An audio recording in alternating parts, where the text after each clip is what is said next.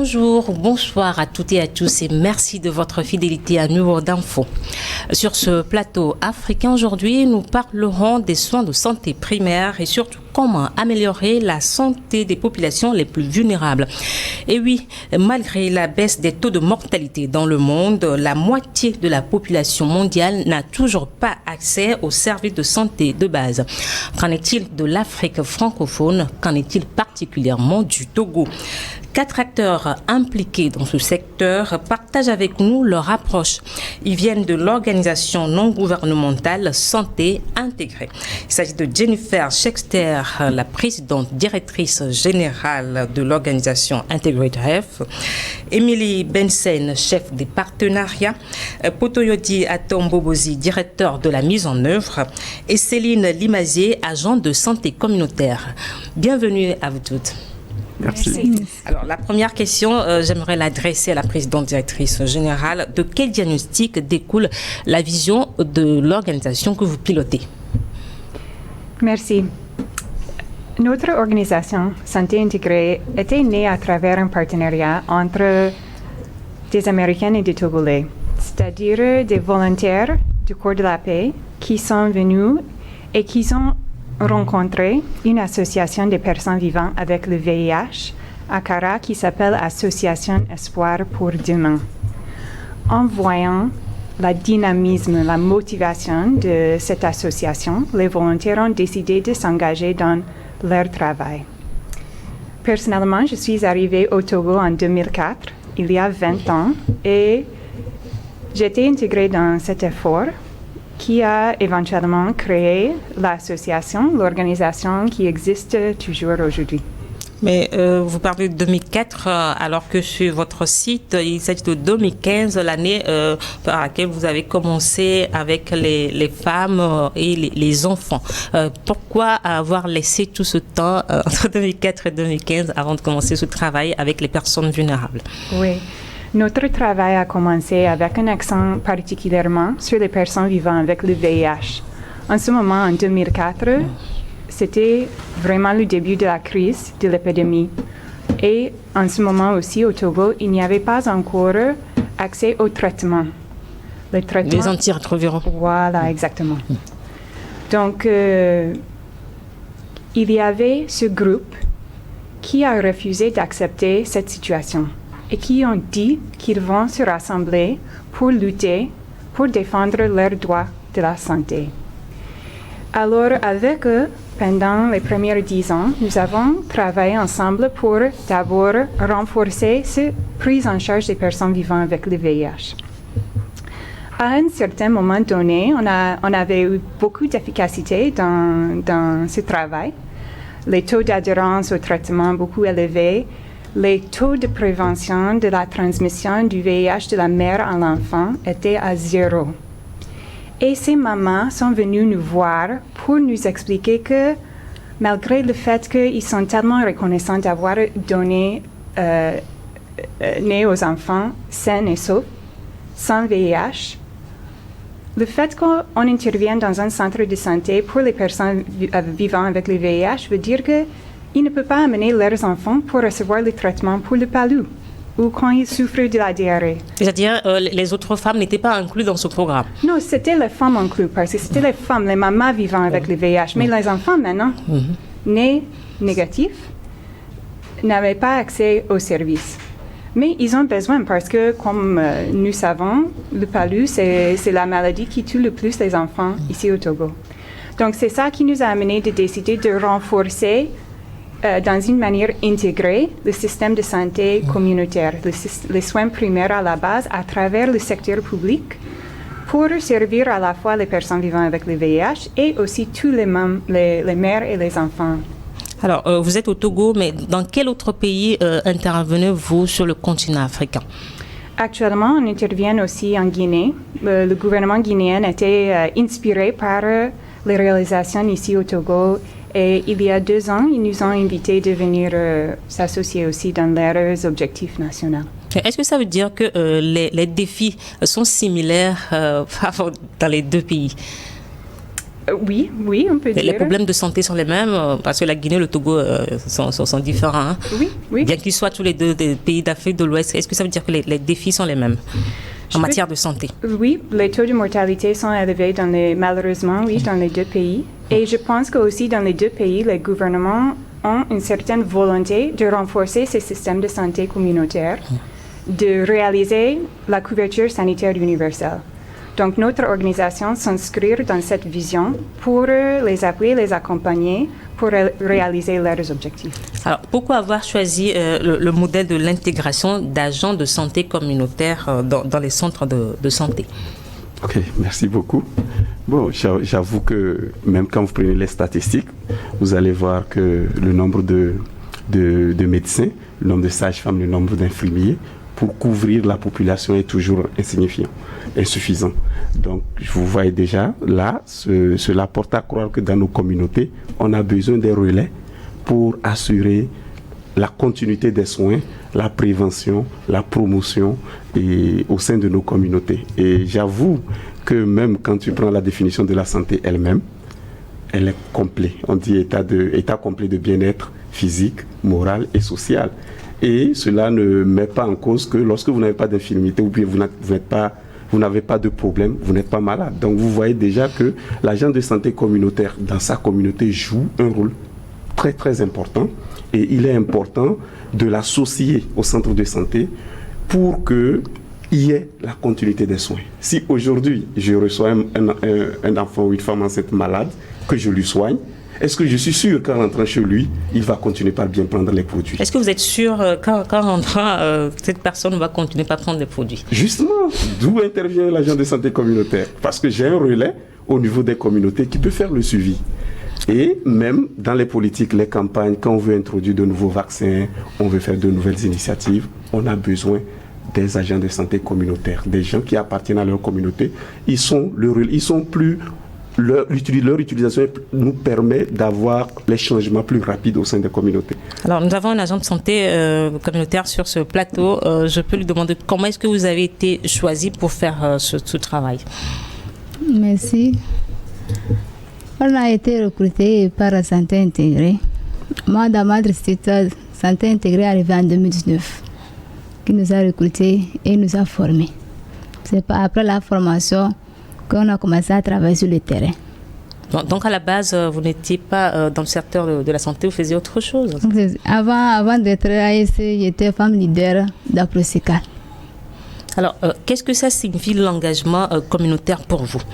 L'engagement communautaire pour nous est que chaque jour on sort dans la communauté, on rentre de maison en maison pour chercher les enfants malades et les femmes enceintes et les femmes qui ont besoin de faire la planification familiale. Alors, pourquoi est-ce que vous limitez vos prestations aux femmes et aux enfants? Et les hommes également, hein, qui sont dans votre communauté? Oui. Pourquoi on limite? Parce que dans nos communautés, c'est les femmes qui sont proches des enfants. Et c'est les femmes aussi qui souffrent. Une fois qu'une femme tombe enceinte, l'homme s'en fout de la femme. Ah bah. Donc, c'est elle qui va se débrouiller et accoucher son enfant. Même si l'enfant tombe malade, l'homme ne s'approche de la femme. Donc, c'est à cause de ça on a pris en charge les femmes et les enfants. Alors, M. Bouzi, vous confirmez qu'il y a eu ce diagnostic-là dans ces zones reculées? Oui, ok, merci beaucoup. J'avoue vraiment que, et comme j'ai l'habitude de le dire, la femme et l'enfant de moins de 5 ans sont au centre du développement humain. Parce que quand vous prenez une femme qui est enceinte, vous comprenez par là, enceinte, il y a un embryon, il y a un fœtus qui est en train de vivre. Et il a besoin de tous les soins possibles. Et donc, si nous ratons la partie là, vous allez voir, on peut avoir des enfants qui ont des malformations. Vous allez voir qu'il y a des enfants qui ont des tares. Maintenant, au-delà de ça, quand vous prenez un enfant de moins de 5 ans, c'est la cible la plus vulnérable. Quand vous avez votre bébé, il vient dans un nouveau monde, il doit s'adapter. Donc, il est associé à plusieurs types de complications. Et j'ai souvent tendance à dire que, pour moi, si on arrive à assurer la gratuité effective des soins chez les femmes enceintes et les enfants de moins de 5 ans, cela va donner un impact très significatif sur la santé publique, le développement économique et le bien-être social. Vous avez ajouté effective à gratuité? Oui, j'ajoute effective parce que comme vous venez de le dire, je suis quelqu'un de la mise en œuvre, je suis sur le terrain, donc je touche du doigt les difficultés. Et au jour d'aujourd'hui, vous savez que le pays à travers la politique de la couverture sanitaire universelle, à une approche de la mue qui est en cours. Donc, et vous avez vu des difficultés autour du chauffeur des quartiers et tout. Nous prions que cela puisse toucher les coins les plus reculés. Est-ce que vous voyez? Et en ce moment, nous serons sûrs que nous avons pu vraiment réaliser la couverture sanitaire. Madame Bensen, vous qui êtes chef de partenariat, quand vous allez pour nouer ces partenariats publics-privés, on doit dire ainsi, est-ce qu'il n'y a pas un certain doute par rapport à vos activités? Est-ce que les gens ne se demandent pas pourquoi est-ce que c'est juste les femmes et les enfants alors qu'il y a des hommes, quand je viens de poser la question à Madame Céline Limazier? Oui, c'est ça. Bon, vraiment, c'est l'impact qui monte, qui parle. C'est pas moi, je peux dire les choses, mais pour voir vraiment l'impact que nous avons dans la communauté, notre cher ASC ici peuvent mieux témoigner même. Mais quand nous investissons dans les femmes, quand nous investissons dans les enfants, toute la communauté gagne. Aussi, il y a plusieurs investissements que nous faisons au niveau de santé qui impliquent que toute la communauté peut bénéficier. Par exemple, il y a certaines l'USP, les unités de soins périphériques, où le gouvernement a amené les acteurs de santé, certains médicaments, et on peut les ajouter pour assurer qu'il y a l'eau, l'électricité, etc. Toute la population bénéficie de ça. Donc vraiment, c'est pas qu'on exclut certaines, c'est qu'on focalise où nous pouvons avoir le plus d'impact, il y aura les effets pour tous les autres. Alors, monsieur, je reviens vers vous. Madame Chester l'a expliqué, à la base, c'est des volontaires du corps de la paix qui se sont installés dans le nord du Togo, à Kara, et leur programme était lié au VIH-Sida. Oui. Aujourd'hui, ce sont les femmes et les enfants. Est-ce que cela signifie pour vous, est-ce que c'est une raison pour laquelle vous limitez vos prestations à cette zone-là? Non, mais je pense que la PDG a su bien le dire. C'est là que l'idée est née. Mais cela ne veut pas dire qu'on ne va pas toucher les autres régions. Donc je pense qu'au fil du temps et avec les résultats que nous avons, je suis sûr que nous allons pouvoir toucher les autres districts. Et bien sûr que, et peut-être je ne vais pas aller au-devant, mais dans la collaboration avec le ministère de la Santé, on a des actions indirectes, des actions de collaboration à travers d'autres projets dans les autres districts et dans les autres régions. Par exemple, si je prends les plateaux, nous travaillons actuellement et nous collaborons avec le gouvernement sur leur projet d'optimisation des ASC au niveau des plateaux. Qui est quoi? Des plateaux. Les ANC. Le projet d'optimisation des paquets de services des agents de santé communautaire. Justement, il fallait définir pour que tout le monde comprenne, parce que nous ne sommes pas dans le domaine de la santé avec vous. Je suis d'accord avec vous. Céline Limazier fait un travail remarquable sur le terrain.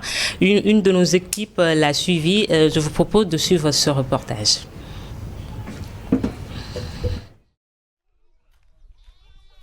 Dans son village de Navarré et ses environs, Ezou se déploie quotidiennement pour une sensibilisation de proximité. Ce jour-là, elle a rendez-vous avec l'une des patientes qu'elle suit depuis plusieurs mois déjà. Je l'ai fait le suivi de la femme enceinte. Je l'ai montré les signes sur la grossesse en tant que femme enceinte. Je l'ai donné les conseils, comment s'entretenir jusqu'à l'accouchement. Et ne pas accoucher à la maison, d'aller accoucher au centre de santé. Ezou est de ceux qu'on qualifie d'agents de santé communautaire, c'est-à-dire le relais auprès des communautés pour assurer la continuité des soins. Sa mission, contribuer à maintenir les acquis en matière de la santé maternelle et infantile.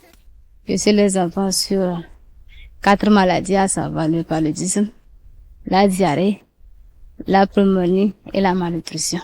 Depuis des années où santé intégrée est arrivée dans mon canton ici là, je n'ai plus attendu qu'une femme est morte avec la grossesse. Les petits-enfants, les petits-nés morts, je n'ai plus attendu. Lorsque l'agent rencontre un cas grave ou qui ne fait pas partie de son paquet de soins, elle le réfère au centre de santé à quelques kilomètres de là. Depuis 2015, le programme de soins primaires intégrés a fourni des services de qualité au Togo. Il est mené par l'organisation non gouvernementale américaine Integrate Health. L'ONG procure des soins à des groupes vulnérables en professionnalisant les agents de santé communautaire et en améliorant les soins dispensés dans les formations sanitaires publiques.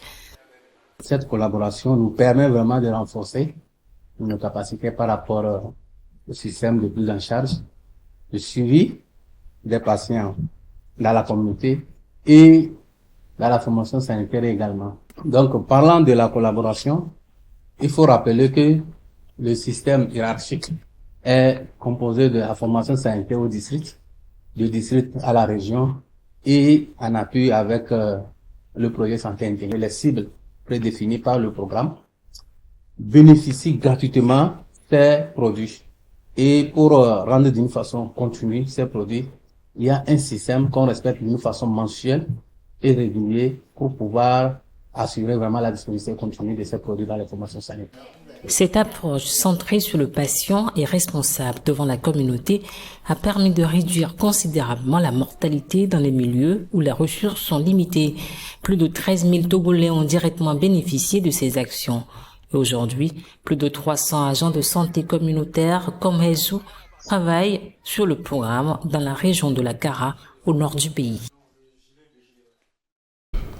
Merci de rester avec nous. Nous sommes de retour sur ce plateau. Le nombre de centres de santé du secteur public qui bénéficient du soutien technique et financier de santé intégré est de 30. Alors, comment sont-ils choisis? Monsieur Bobosi, c'est vous qui êtes le directeur de la mise en œuvre. Merci beaucoup pour la question. Je pense que si je dois revenir un peu en arrière, parce que comme vous le savez, nous travaillons sur des évidences et nous avons dit que nous avons commencé avec le VIH. Donc du moment où cette nécessité de pouvoir toucher les femmes enceintes et les enfants de moins de 5 ans est née, nous avons dû mettre en place une équipe d'enquêteurs qui sont rentrés dans les communautés, qui ont écouté les communautés pour qu'on puisse vraiment toucher du doigt le problème, analyser les indicateurs et afin de revenir discuter avec le niveau régional et pour leur dire voilà l'idée que nous avons, voilà les données des centres de santé que nous avons et nous sommes focalisés sur les centres de santé dont les performances sont très faibles. Parce que nous nous sommes dit, en prenant ces formations sanitaires dont les performances sont très faibles et en mettant en œuvre ce projet, nous pourrons mieux évaluer l'impact ou l'effet sur ces indicateurs. Naturellement, ces indicateurs, quand on parle des indicateurs de santé maternelle ou les indicateurs au niveau des enfants, cela induit directement la réduction du taux de mortalité maternelle et infantile. Alors, la patiente que vous avez suivie, c'est sa première grossesse? C'est sa première grossesse? Non, c'était sa troisième grossesse. Ah, mais est-ce qu'il faut obligatoirement lui donner conseil à chaque grossesse? Oui, c'est important. C'est important à chaque moment de la rappeler de ses rendez-vous pour ne pas rater ses rendez-vous et les signes de danger en cas de qu'est-ce qu'il y a, pour ne pas rester à la maison. Et il faut la suivre aussi jusqu'à l'accouchement. Alors, à quel défi vous êtes confrontés quand vous rencontrez ces genres de femmes enceintes-là? Est-ce qu'elles acceptent de prendre les produits que vous leur donnez? Est-ce qu'elles acceptent vos conseils facilement? Elles acceptent. C'est à cause de ça on doit les suivre à chaque moment. Les produits, tu dois arriver, tu dois vérifier les produits. Si elle prend les produits bien ou pas. Si elle ne prend pas les produits bien, tu dois la conseiller avec la famille. Comment l'aider à prendre les produits et les bienfaits aussi de prendre les produits et les cas qu'elle risque à ne pas prendre les produits.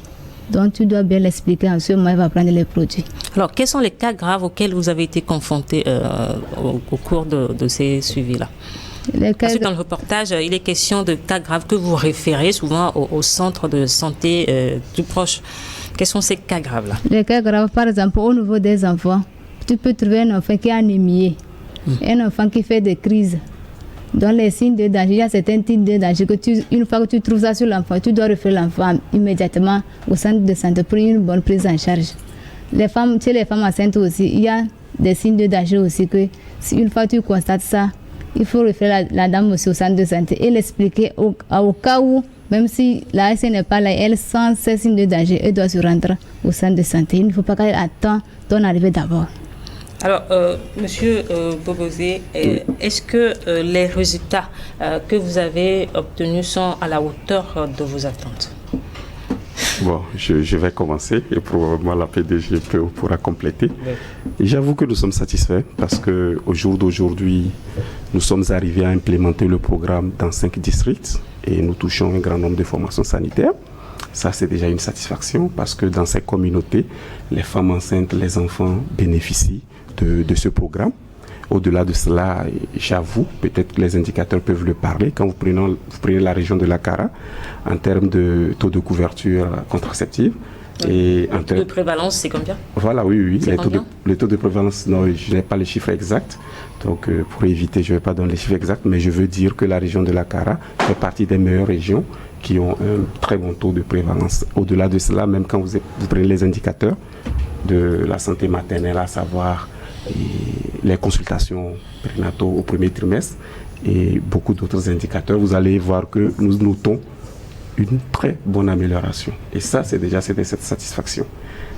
Et d'autres formations sanitaires déjà nous demandent quand est-ce que vous allez venir chez nous.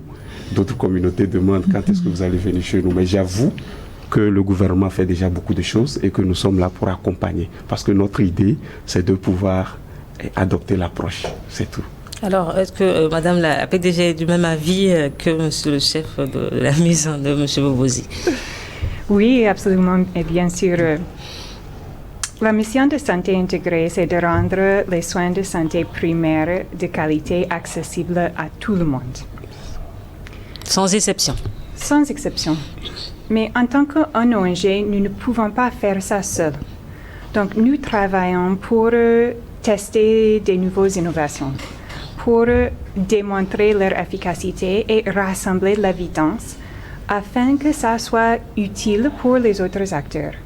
Donc, nous sommes tellement fiers et reconnaissants des efforts du gouvernement du Togo, du président et de la ministère de la Santé pour mettre l'accent sur l'accès universel, l'accès sanitaire universel. Et on a l'honneur de s'inscrire dans ces efforts. Donc, certaines choses que nous avons commencées sont maintenant prises, par exemple, par le programme national WESU, où c'est devenu la réalité pour tout le pays. Alors, on continue d'être partenaire, de rassembler ce qu'on appelle les coalitions gagnantes, c'est-à-dire tous les partenaires privés, publics de la communauté. On amène ce qu'on peut mobiliser en tant qu'ONG pour renforcer ces actions, pour s'inscrire dans la réalisation de la feuille de route de la gouvernement. Alors, non, je voulais juste renchérir pour dire qu'en 2015, quand nous avons commencé, dans les communautés, certains hommes disaient, mais ça c'est quel projet? Quelqu'un enceinte sa femme et vous voulez prendre ça, la femme enceinte gratuitement? C'est-à-dire que je dirais que certains prenaient ce projet comme un rêve et que vous n'allez pas durer, ça n'aura pas d'effet. Mais aujourd'hui, comme la PDG le dit, nous sommes satisfaits parce que déjà aujourd'hui, la femme enceinte reste au centre des défis que le gouvernement veut vraiment atteindre au pays. Est-ce que ça veut dire aujourd'hui que le scepticisme à l'égard de la gratuité des soins a été effacé par vos efforts? Voilà. Et je ne dirais pas par nos efforts seuls. Comme vous le savez, vous avez contribué. Nous contribuons. Et j'avoue, quand nous avons commencé ce programme en 2015, je peux dire qu'il y a le volet communautaire, le volet clinique. Nous avons eu beaucoup de difficultés pour que ce programme prenne effet au niveau des centres de santé. Justement, dans le reportage, il était question de ces deux volets-là. Comment est-ce que vous pouvez nous les départager pour qu'on puisse comprendre effectivement de quoi il s'agit? Je ne peux pas les départager comme vous le voyez, comme on vient de le dire. C'est un système intégré.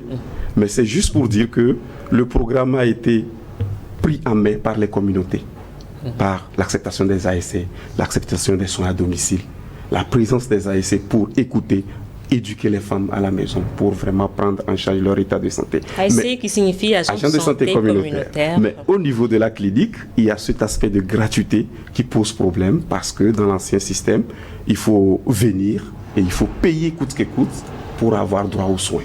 Et donc, ça a pris du temps pour sensibiliser les prestataires, pour leur faire accepter que pour cette tranche vulnérable, il va falloir faire des prestations gratuitement. Et c'est vrai qu'on a plusieurs piliers au niveau du programme pour pouvoir assurer la suppression des frais d'utilisation sur les enfants de moins de 5 ans et les femmes enceintes, et de pouvoir améliorer les équipements, les rénovations, certains matériels qui manquent dans les centres de santé. Justement, c'est la question que j'allais vous poser. Comment est-ce que vous arrivez à améliorer ces prestations-là dans les centres de santé? Ok, justement, donc vous allez voir, c'est vrai, vous m'avez déjà posé la question sur les critères. Donc, et au-delà des critères, nous faisons encore une évaluation de base dans les centres de santé. Qui consiste à évaluer les soins, l'offre de services au niveau des centres de santé. Donc, c'est vrai, on a un outil de l'OMS qu'on appelle SARA, que nous utilisons, qui a plusieurs thématiques, qui permet de voir dans l'ensemble quels sont les services qui sont offerts dans ces centres de santé. Ça peut être les paquets de paludisme, la tuberculose, le VIH, quelles sont les formations que les prestataires ont et quels sont les équipements qu'ils ont, ainsi de suite. Donc cela nous permet déjà de faire un diagnostic de base et de voir qu'est-ce que nous devons amener. Par exemple, en début du projet, il y a des centres de santé peut-être qui n'ont pas de balance, qui n'ont pas de tensiomètre et qui n'ont pas de table d'accouchement, soit c'est usé. Donc c'est des aspects sur lesquels nous renforçons ces centres de santé. Ça veut dire que quoi? Nous équipons certains centres de santé, nous réhabilitons d'autres, et puis nous finançons.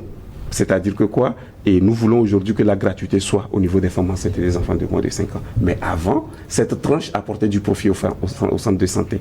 Donc il va falloir supporter cette charge pour que le centre de santé continue par fonctionner, mais en prenant gratuitement les femmes enceintes et les enfants de moins de 5 ans. Du coup, vous supportez ces charges-là? Oui, c'est ça vraiment. Donc, nous cherchons les partenaires en basant sur nos valeurs partagées. Donc, nous avons un grand groupe des partenaires qui sont tellement intéressés par le leadership du gouvernement togolais, leur vision pour la santé pour tout le monde. En plus, l'engagement de la communauté. C'est un peu ça, le PDG a parlé de la coalition gagnante. Donc, nos bailleurs voient qu'il y a vraiment l'engagement communautaire, le leadership gouvernemental, et nous pouvons renforcer ce système en tant que ONG innovatrice pour vraiment amener l'impact.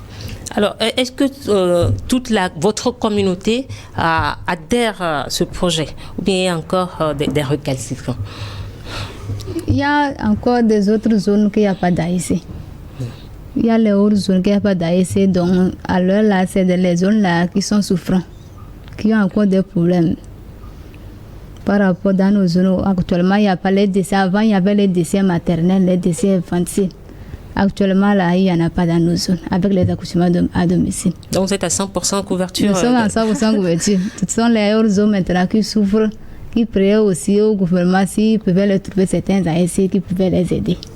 Alors, vous n'avez pas le droit d'aller au-delà de votre district, c'est bien ça? Non, mais au-delà de ça, j'avoue que les ASC sont à temps plein. Tu vois, ils font la proactivité, donc ils doivent couvrir leur zone.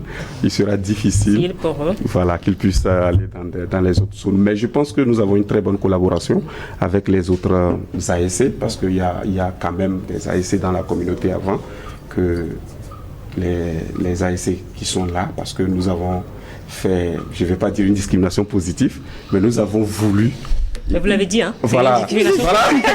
Nous avons voulu vraiment prouver que la femme peut aussi être agent de santé communautaire. Il faut vraiment en tenir compte. Donc nous avons vraiment mis l'accent là-dessus. Et aujourd'hui, elles ont de très bonnes collaborations avec les autres ASC hommes.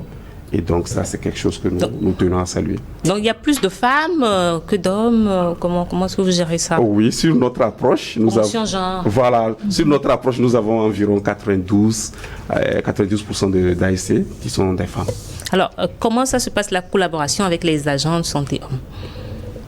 La collaboration, par exemple, il y a certaines activités qu'on travaille ensemble. Donc, il y a les CPS, il y a les campagnes qu'on collabore ensemble. Même par les rapports même, on collabore ensemble. Dans votre mise en œuvre, est-ce que vous avez vu un petit décalage dans leur manière de se comporter? Est-ce que les hommes pensent qu'ils sont plus supérieurs aux femmes parce qu'ils sont là avant elles ou comment? Comment est-ce que vous êtes arrivé à leur faire changer de mentalité? Non, mais j'avoue que c'est un défi, hein. Vous savez, vraiment c'est un défi, parce que si aujourd'hui on doit changer le système de santé communautaire en faisant l'équité genre, je pense que c'est un aspect sur lequel on va prendre du temps pour convaincre les communautés, parce que vous savez que dans nos communautés, souvent, on dit c'est l'homme qui travaille, c'est pas la femme. L'homme est le chef de la famille. Voilà, l'homme est le chef de la famille. Donc, quand nous arrivons vers les communautés, nous disons, nous voulons que vos femmes travaillent, et disent non, prenez nos garçons, prenez nos jeunes garçons, mais nous faisons des réunions, nous allons dans les communautés, nous croisons des femmes, nous discutons avec eux, et nous revenons dans les grandes réunions avec les chefs et les autres leaders communautaires, et en présence des femmes et de leurs maris. Donc nous leur disons, et vous voyez, madame, est-ce que tu peux venir écrire ton nom? Parce qu'à la base, ils vont vous dire que leurs femmes n'ont pas été à l'école, elles ne savent pas écrire, il faut prendre des hommes. Donc, au cours des réunions, nous appelons juste une femme, il dit, est-ce que tu peux juste écrire ton nom ici? Mais quand tu vois l'écriture de la femme, tu es ébloui. Et là, tu demandes au mari, mais tu vois, ta femme écrit bien, donc elle peut faire le travail. Et tu vois, il serre la mine. On dit, on va la prendre. Il accepte. Dès qu'il accepte, ça pose un problème chez les autres hommes qui ne veulent pas que sa femme travaille. Si celle-ci a été prise, c'est moi qui vais laisser que ma femme ne soit pas. C'est un effet domino. Voilà, donc ça fait que nous sommes arrivés progressivement à convaincre les hommes à accepter de laisser leurs femmes pour faire ce travail. J'avoue que c'est intéressant. Alors, Madame Sister, vous êtes au Togo depuis 2004. Qu'est-ce qui vous a le plus marqué dans votre expérience de sensibilisation des femmes, des enfants, des personnes séropositives? Oui, beaucoup de choses. Beaucoup de choses, c'est pas facile à choisir. Mais je me rappelle d'une visite. On était dans une communauté à Bassar, en train d'échanger avec le chef de village. Et le chef a témoigné que l'année passée, dans la communauté, ils ont dû enterrer 35 enfants. Et que cette année, après le lancement du programme, il n'y avait pas de décès infantiles dans la communauté. Donc, ça montre que l'approche qu'on est en train de tester a beaucoup d'impact. Notre souhait est que c'est compris pour ces valeurs, c'est-à-dire c'est une approche faisable, c'est une approche avec beaucoup de coûts efficacité, parce que les coûts ne sont pas du tout élevés, c'est vraiment les coûts de base. Et l'idée de renforcer ce système communautaire, la santé communautaire, le système à la base, c'est ça qui va nous permettre de toucher, comme vous avez dit au début, les coins les plus vulnérables.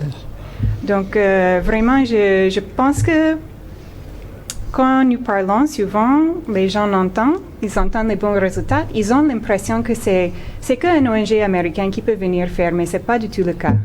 Moi, j'habite à New York, j'ai la chance de venir et observer, mais c'est les acteurs togolais, c'est les agents de santé communautaire comme les Maziers, qui fait le travail de jour à jour. Nous faisons la mobilisation des ressources, oui, mais le travail est faisable, c'est réaliste, même en regardant les coûts. Donc, je pense que c'est une solution qui peut être mise à l'échelle facilement. Céline Limazier, vous avez été également probablement marquée. Qu'est-ce qui vous a le plus marqué dans votre travail en tant qu'agent de santé communautaire? En tant qu'agent de santé communautaire, ce qui m'a vraiment marqué est que avant, dans ma communauté, il y avait beaucoup de décès infantiles et maternels. Et il y avait les femmes aussi qui accouchaient vite. C'est-à-dire les naissances n'étaient pas espacées. Il n'y avait pas espacement de naissance. Mais actuellement, dans ma communauté, il n'y a pas ce problème. Les femmes ont compris et leurs maris aussi ont compris l'importance de la planification familiale. Avant, ce n'était pas le cas. Donc ça m'a beaucoup marqué. Actuellement, j'imagine dans les 2 jours que je ne suis pas là, comment la communauté est en train de souffrir. Ah bon? Souffrir, c'est pas trop dire. Pour dire comment les femmes, il y a les rendez-vous, les femmes devaient respecter leurs rendez-vous. Et il y a d'autres aussi, peut-être il y a un enfant qui a le corps chaud, la dame a besoin de n'a qu'à consulter son enfant. Donc à chaque mois, de demander savoir est-ce que dans la communauté, on nous appelle docteur. On m'appelle docteur. Est-ce que le docteur elle est là? Est-ce qu'elle est là? Donc, sincèrement, c'est une bonne activité pour moi. Alors, pour les méthodes contraceptives, qu'est-ce que vous leur offrez? Par rapport aux méthodes contraceptives, on a 2 méthodes à notre niveau. On a les pilules et les SANAPRES, les courtes durées. Maintenant, si en la conseillant de faire le counseling, elle accepte les longues durées, tu la refères au centre de santé pour les méthodes de longue durée. Les méthodes de longue durée? Oui, il y a les implants, les DUI, donc c'est au centre de santé. Il y en a tellement que vous faites dans ces zones reculées. Oui, bien sûr. Oui. Dans les centres de Les santé. enfants sont une richesse, hein? Oui, justement. Oui, bien, mais les enfants sont une richesse, mais justement, comme quelqu'un le dit, quand vous semez les maïs, il faut bien espacer pour que le maïs ait le temps de bien grandir et donner de gros grains. Donc, c'est juste pour espacer les grossesses. Donc, je voulais juste ajouter à ce qu'elle a dit pour dire que peut-être quelqu'un va dire, et pourquoi elle dit que peut-être sa communauté est en train de souffrir? Est-ce que ces femmes ne peuvent pas aller directement au centre de santé? Est-ce que j'avoue que c'est vrai, l'État togolais fait beaucoup d'efforts pour pouvoir mettre en place des centres de santé plus proches des communautés, mais le défi reste parce qu'il y a toujours des zones, des fleuves difficiles à traverser. Et vous savez que dans l'agriculture, les gens s'éloignent pour avoir des terres et des sols fertiles pour pouvoir cultiver. Et souvent, c'est des communautés qui y vivent et il faut y aller vers eux. Et au-delà de cela, la femme, c'est une battante. Donc, la femme togolaise, en général, c'est une battante. Quand elle sort le matin, c'est le travail qui est plus important. Parfois, ils n'ont pas le temps de toucher l'enfant. Est-ce que mon enfant s'est bien réveillé? Est-ce que non? On se concentre sur le travail, on doit aller au champ, on doit aller semer. Donc, c'est juste pour réitérer l'importance de l'agent de santé communautaire qui peut aider. Parce que même parfois, dans leur visite, ils visitent les champs. Parce que dans les moments de récolte, vous allez rentrer dans des maisons, vous n'allez voir personne. Ah, ça vous arrive d'aller au champ ici pour retrouver vos patientes? Tu peux croiser une qui est en train de partir au champ, la femme. Docteur qui va au champ retrouver sa patiente. Donc tu la trouves comme ça, tu dois la traiter. Oh. Oui, tu n'as pas de choix. Tu n'as pas de choix. Alors, est-ce qu'il existe un plan de carrière pour des agents de santé comme Céline Lemazier chez vous? Okay. Non, bon, je dirais que... Ah, vous, hein, parce qu'elle fait partie justement, de l'organisation santé intégrée. C'est dans ce cadre qu'on la connaît. Je suis d'accord. J'avoue qu'après le recrutement, comme vous le voyez, elles reçoivent une formation. Et la formation dure combien de temps? Nous faisons une formation de 3 semaines. Parce que vu que c'est un paquet PCME, DBC, santé maternelle, donc nous prenons du temps pour vraiment les évaluer, après les suivre, faire une supervision rapprochée pour s'assurer que la théorie est assimilée aux pratiques. Et dans ce délai aussi, nous demandons qu'ils fassent des stages pratiques dans les centres de santé. Parce que pour nous, c'est les mêmes. Et que le prestataire doit savoir ce que l'ASC fait dans la communauté. Et que d'autant plus qu'il est le relais du prestataire. Maintenant, au-delà de cela, nous faisons des mises à niveau. Je dirais qu'ils sont intégrés au centre de santé. Donc, tout ce qui concerne formation, mise à niveau, trimestrielle, annuelle, elles en bénéficient. Et je veux juste dire que cette approche soutenue avec une supervision dédiée, parce que dans l'approche, nous recrutons des infirmiers d'État, des sages-femmes d'État qui supervisent ces ASC pour s'assurer de la qualité du travail offert au niveau des communautés. Parce que comme quelqu'un le dit souvent... Justement, la question que j'allais vous poser, parce que quelqu'un ne peut pas aller faire une formation de 3 ans, comme infirmier d'État, un autre faire 3 semaines et être au même niveau. Justement. Parce que la santé, c'est la santé de l'homme après. Bien sûr, bien sûr. Vous touchez un point très sensible parce que quelqu'un dira pourquoi vous n'investissez pas là, dans les formations de qualité, vous investissez dans les agents de santé communautaire. L'agent de santé communautaire appartient à sa communauté et je vous assure que si vous voulez un changement dans une communauté, vous devez passer par l'agent de santé communautaire. Si les gens doivent utiliser le moustiquaire, si les gens doivent utiliser le sulfadoxine pyrimétamine qu'on fait, c'est quand ils voient, elle c'est ma fille, c'est ma soeur, c'est elle qui me parle, je vais la croire plus que si c'est un étranger ou un prestataire qui venait me parler. Donc je veux insister là-dessus et revenir pour dire que nos agents de santé communautaire sont bien encadrés, comme je l'ai dit, par des prestataires, mais au-delà de cela, et au jour d'aujourd'hui, vous allez voir certaines qui ont même eu la chance de réussir au concours de l'enseignement, qui sont devenues des institutrices, des enseignantes. Donc c'est juste pour dire que c'est une porte ouverte et à un plan de carrière, mais on ne peut pas dire que dans l'approche, si tu es agent de santé communautaire, tu vas devenir ceci. Il ne faut pas être figé dans un métier. Il ne faut pas être figé. Tu peux réussir au concours des accoucheurs auxiliaires d'État, tu peux réussir aux infirmiers auxiliaires d'État, ou est-ce que tu peux passer à autre chose? Maintenant, au-delà de cela, je voulais aussi parler du projet d'optimisation que le gouvernement est en train a commencé Et au niveau, bon, c'est vrai qu'ils ont pris un certain nombre de districts, mais dans cette approche, vous allez voir que c'est des agents de santé communautaire. Est-ce que vos districts font partie de cette approche-là? Kéran, Koza, Bina, Bassa, non. Pour le moment, le projet pilote ne prend pas en compte nos districts, mais c'est des autres districts qui ont été identifiés. Mais je veux juste dire que dans cette approche, vous allez voir que c'est des agents de santé communautaire qui deviennent les superviseurs des ASC. Est-ce que vous voyez? Donc, c'est pour dire que ça vient et que le gouvernement togolais y pense et nous gardons espoir. Non, mais moi j'ai toujours eu une inquiétude. Le docteur qui va au champ. Mais est-ce qu'il n'y a pas un souci d'autonomisation de la communauté elle-même pour que ce qu'elle a acquis, pour qu'elle puisse la garder? Est-ce qu'il faut forcément qu'un agent de santé communautaire soit là tous les jours pour vous dire de prendre vos produits, de prendre correctement vos médicaments? Oui, est-ce que vous n'avez pas pensé à cette approche-là dans votre politique? J'avoue que tu as touché un point essentiel, parce que pour moi, dans le système de santé, pour rendre le système de santé autonome, c'est qu'il faut intégrer les agents de santé communautaires dans les centres de santé. Je comprends. Hein. Vous avez des maux de tête. Est-ce que vous devez attendre que Céline vienne Docta? C'est comme vous le dites, c'est comme ça que vous appelez dans votre communauté. Oui. Docta n'est pas venu aujourd'hui. Est-ce que vous devez attendre forcément que Docta vienne vers vous au champ?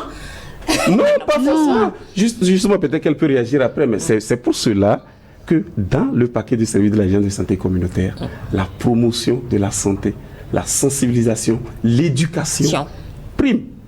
Et alors, comme elle l'a dit, j'apprends à la femme à découvrir ses propres signes de danger. Si aujourd'hui je sors le matin, je vois mon pied enflé, c'est que c'est un problème, je dois aller au centre de santé. C'est pour ça même, vous allez voir nos agents de santé communautaire, même naturellement les agents de santé communautaire, dans leur village, ils mettent les noms, parfois leurs numéros, dans certains ménages. Au cas où peut-être la femme dit que non, aujourd'hui je ne peux pas marcher, aller au centre de santé, je peux appeler l'AIC. Soit je peux aller. Est-ce que vous voyez? Donc je veux juste dire que le premier travail de l'agence de santé communautaire, c'est de sensibiliser, c'est d'éduquer, c'est de permettre à l'individu lambda de pouvoir savoir que si j'ai ceci, je suis malade. Madame Sester voulait réagir par rapport à cette politique d'éducation de la communauté. Oui, absolument. Et la communauté va directement vers les centres de santé, ça c'est clair. C'est ça. Ce que je veux clarifier, ou bien expliquer, c'est l'idée que les agents de santé communautaire font partie de la pyramide sanitaire. C'est la première ligne de soins. Donc, ils sont formés pour un certain nombre de maladies. Ils suivent un algorithme bien défini par l'État. Et pour tout ce qui les dépasse en termes de complexité, ils réfèrent vers les centres de santé. Donc, c'est un appui vraiment aux infirmiers, aux sages-femmes, au personnel dans les centres de santé pour traiter les cas les plus simples afin qu'ils ne doivent pas arriver au centre. Mais pour ceux qui nécessitent ce niveau de soins, ils réfèrent ou bien ils vont directement. Donc, c'est vraiment un complément. Les agents de santé communautaire viennent pour compléter en complémentarité avec les infirmiers, les sages-femmes, les médecins et toute la pyramide sanitaire. Alors, Madame Bensen, dans un contexte de raréfaction des ressources, comment est-ce que vous arrivez à mobiliser les fonds pour tout ce travail formidable que vous êtes en train de faire au nord du pays? Oui, merci beaucoup. Je pense que de travailler avec le gouvernement même, oui, le gouvernement togolais. Nous sommes tellement fiers de leur nouveau feuille de route pour comment nous pouvons réussir la couverture sanitaire universelle. Si nous sommes alignés directement avec le gouvernement, c'est notre façon de pérenniser notre travail. Les bailleurs peuvent venir à côté pour soutenir le gouvernement, ajouter les ressources pour plus mobiliser pour le système. Donc, la pérennisation vient avec les partenariats et s'aligner avec le gouvernement. En plus, je sais que globalement, il y a encore les nouveaux problèmes, les nouvelles crises, les nouvelles guerres, qui peut-être il y a les bailleurs qui cherchent ailleurs. Mais en fait, pour chaque nouvelle crise, chaque nouvelle pandémie, c'est la communauté qui doit être résiliente pour répondre. Donc, notre travail devient nécessaire pour chaque nouvelle situation, nouveau défi qui nous amène. Donc, c'est d'expliquer ça aux bailleurs et voir que vraiment, le développement communautaire, c'est ce qui va nous sauver dans le futur. Donc là, on peut comprendre que le système d'assurance maladie universelle au Togo va renforcer votre collaboration ou bien va mettre fin. Qu'est-ce qu'on comprend? Qu'est-ce qu'on choisit? Ça va renforcer, à mon avis. Oui, vraiment. Tu sais, la CSU, c'est une grande vision. Il y a même le pays où je viens, les États-Unis, on n'a pas réussi ça chez nous. C'est une grande vision, mais ce que Santé intégrée, les ASC, la communauté sont en train de montrer au nord du Togo, dans les zones très reculées, c'est que c'est possible. Le gouvernement voit ça, il voit aussi que c'est possible. Donc, c'est vraiment, ça soutient notre travail, on est ensemble, c'est le même travail, ça ne va pas faire fin à la mission que nous avons. Madame Chastea, quels sont les grands enseignements à tirer de votre implantation au Togo, de vos actions sur le terrain? Pour moi, c'est pour dire que nous tous, nous faisons partie de la même monde. Nous sommes tous les êtres humains. Donc, on a la chance de rencontrer les bailleurs aux États-Unis, à New York, qui voient ça, qui dit que le fait que certaines personnes dans certaines communautés n'ont pas un accès aux soins de base, c'est pas juste. On peut pas accepter. Donc, c'est vraiment... tous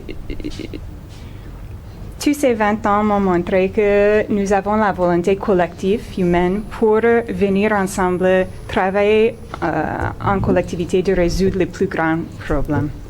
Monsieur Bamanti, quelles sont les grandes leçons que vous tirez de votre implantation, de votre travail au sein de Santé intégrée, dans la mise en œuvre des programmes et politiques dans ces districts au nord? Merci beaucoup. Pour moi, comme je l'ai dit, c'est un rêve qui se réalise à travers le gouvernement. Nous, on a rêvé parce que souvent, la PDG a ce rhétorique-là de nous rappeler.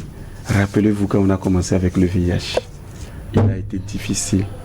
Avant, selon les protocoles, il faut répondre à un grand nombre de critères avant d'avoir accès aux antirétroviraux. Mais progressivement, cet antirétroviral qui était payant est devenu gratuit. Donc nous rêvons et nous sommes convaincus que ce rêve sera une réalité au Togo.